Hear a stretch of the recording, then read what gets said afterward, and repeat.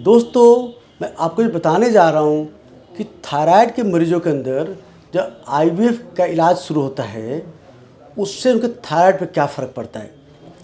तो आप सब जान लीजिए कि आईवीएफ के दौरान यूट्रस की इनर लाइनिंग यानी एंडोमेट्रियम को डेवलप करने के लिए हाई डोजेज में ईस्ट्रोजन प्लस प्रोजेस्टेरोन हार्मोन दिए जाते हैं।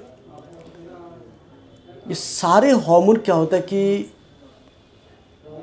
लीवर में काम करके उसके अंदर से एक प्रोटीन होता है, उसको बोलते हैं थायराइड बाइंडिंग प्रोटीन, उसका बनना बढ़ा देते हैं, जिसकी वजह से ये थायराइड बाइंडिंग प्रोटीन जो लीवर से निकलता है उसका काम होता है कि जो भी थायराइड ग्लैंड थायराइड हार्मोन बना रही है या आप बाहर से थायराइड की दवा ले रहे हो, लाइक थायरानोम, एल्ट्रॉक्सिन, थायरॉक्स ले रहे हो, इससे बाइंड करके और इसको काम करने से रोकता है।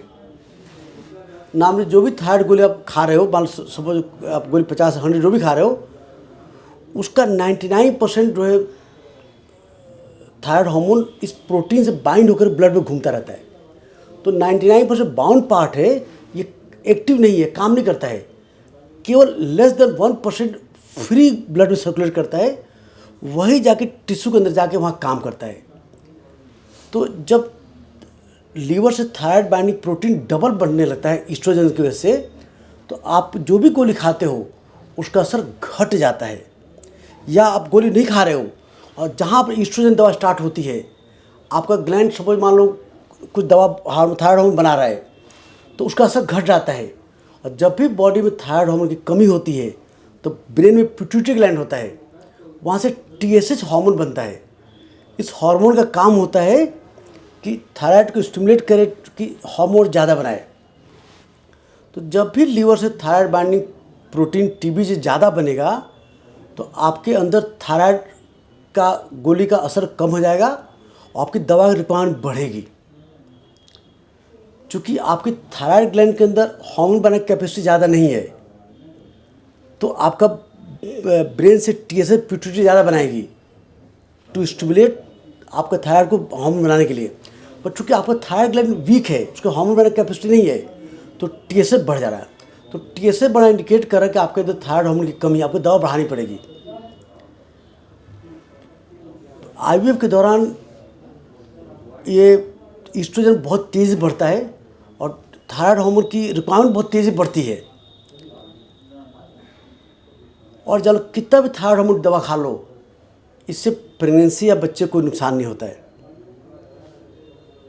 इवन देखा गया कि प्रेगनेंसी के दौरान अगर थायराइड हार्मोन ज़्यादा भी है और टीएसएच थोड़ा कम भी हो जाए तो भी कोई नुकसान नहीं है। अगर आप थायराइड रिपोर्ट देखोगे तो नॉर्मल पर्सन में, नॉर्मल फीमेल में टीएसएच 0.35 से 4.5 नॉर्मल होती है, बट प्रेगनेंसी में फर्स्ट 3 मंथ में टीएसएच फॉल करता है, 0.2 से लेके 4 तक नॉर्मल होता है। सेकेंड 3rd to मंथ से 6 मंथ में अप टू 0.3 से 4 तक नॉर्मल होता है। तो नॉर्मल प्रेगनेंसी में टीएसएच फॉल करता है। तो थायराइड हार्मोन ज़्यादा खाने से बच्चे को नुकसान नहीं है।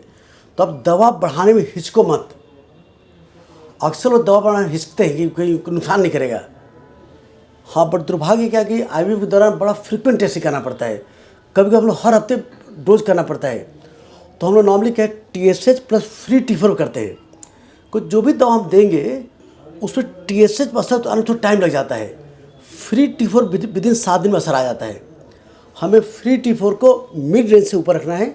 ये थोड़ा ऊपर जाए तभी कोई दिक्कत नहीं, नॉर्मल रेंज से ऊपर चलता तभी कोई दिक्कत, बट अपर साइड रखना है। और टीएसएच को बिलो 2.5 रखना है। वैसे गाइडलाइन बोलती है कि अप टू 4 भी कोई दिक्कत नहीं, घबराने की जरूरत नहीं है, पर जितना कम रखो उतना अच्छा है। क्योंकि अगर हम 100 रखते हैं तो बढ़ेगा तभी 2.5-3-400 क्रॉस ऊपर नहीं कर पाएगा। तो अगर आप थायराइड दवा खा रहे हैं, आपका टीएसएच नॉर्मल है, तो प्रेगनेंसी में कोई दिक्कत नहीं आएगी। अगर आप टीएसएच हाई है तो प्रेगनेंसी होने में दिक्कत आएगी, होगा तभी अबॉर्शन खतरा बढ़ जाएगा।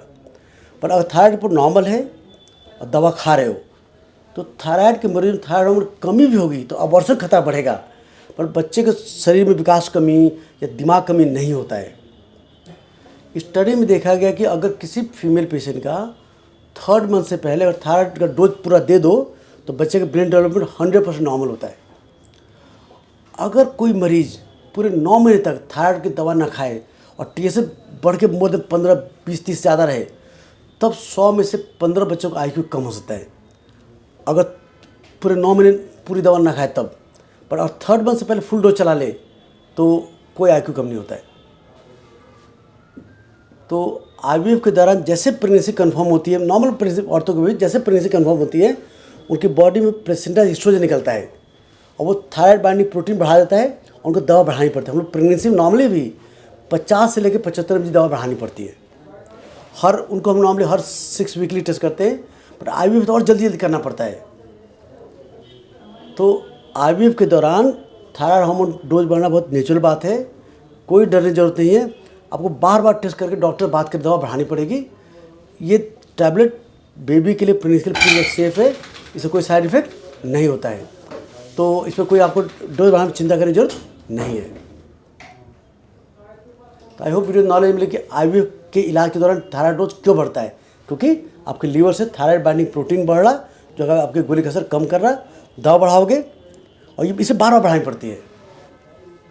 तो बढ़ाने कोई हिचके मत, डोज बढ़ाएं। तो आई होप वीडियो नॉलेज मिले कि आखिर डोज क्यों बढ़ता है।